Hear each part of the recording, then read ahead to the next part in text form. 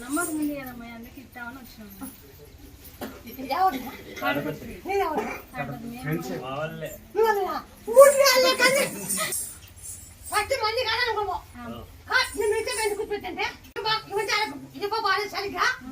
daily నా పేరు చెప్పి ఆరోగ్యం బాగాలేదానికి ఆరోగ్యం బాగాలేనికి పూర్తి ఆరోగ్యం బాగాలేనికి